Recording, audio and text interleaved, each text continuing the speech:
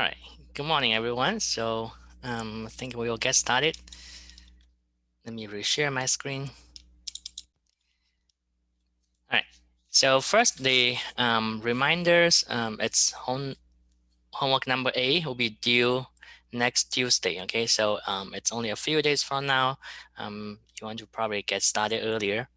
Also, this week we meet in person for the lab. So Friday's section groups, guys, I will see you guys this afternoon. Okay, and then I would like to again emphasize bring your face shield. So when you guys are having face-to-face data taking, you want to put on your face shield. Okay.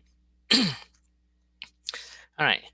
So for the lecture part, so we'll again take a look at what we checked earlier last time. So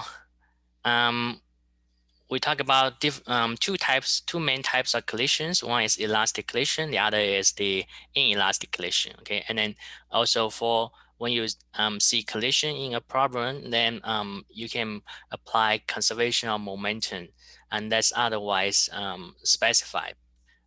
So then we will assume that the collision time is short enough that external forces may be ignored. Okay, and then also for inelastic collision, there's a special case. You have completely inelastic collision where the objects stick together after the impact. So in that scenario, you have the maximum loss in kinetic energy. Okay, all right. And then we talk about elastic collisions. We actually take a look at one example in one dimension. So basically, if it's an elastic collision, you can write two equations. One is conservation of momentum. The other one is conservation of kinetic energy. Okay, and then starting from there, we also look at one example of inelastic collision. Okay, so in that scenario, you can only write the conservation of momentum. Okay, and then you will start from there. Today we are going to expand the collision into two dimensions. All right. So if you have collision in two dimensions, for example, in this case, two parks on an air table here. So one park is moving, and then the other one is stationary. If you guys have played this game, you know that you can give this guy initial velocity, right, and then hit on this guy here. So then after the collision, these two probably will be going into different directions. So M1 going in that direction, M2 going in that direction. If you take the original direction for the velocity of the first park, that to be X, then Y will be perpendicular to that. Okay, so then you can see in that case, then after the collision, the two parks are moving in a two-dimensional plane over here. So you can expect that V1 prime, this is after collision. Okay, we'll have a X component and a Y component. Similarly for V2 prime, the final velocity of the second park, it will have a X direction component and Y direction component. Okay. Now, this is a collision problem, so you can apply conservation of momentum here.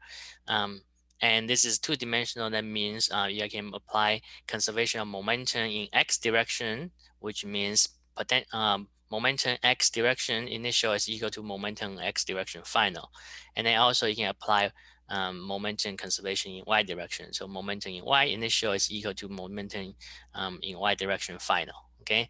Now, initially, the system, this is the system initially, the two, okay, this guy is moving with this velocity, this guy is stationary, all right, and then this is after the collision, all right, so you'll be studying from there, writing conservation of momentum in X and Y directions.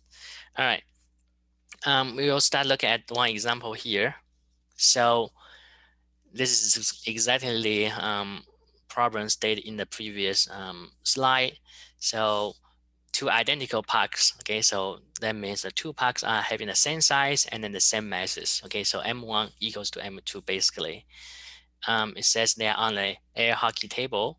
One park was originally at rest, so M2 is at rest. And then if the incoming park has an initial speed of 6 meters and scattered to an angle of 30 degrees with 5.20 meters per second of speed after the collision, what's the velocity, meaning magnitude and direction, okay, of the second park? and then B, confirm that the collision is elastic. Okay, so you will need to figure out the V2 prime first. So V1 prime is 5.2, V1 is 6, and then this angle is 30 degrees. Okay, so you need to find the magnitude of this and then the angle of this. Okay, because this is two-dimensional collisions, you want to start with writing the conservation momentum in x direction and then also conservation momentum in y direction. Okay, I'll have you guys get started. And in a few minutes, we can take a look at this together. Okay, so go ahead and give it a try, and then we can check back on the solution together.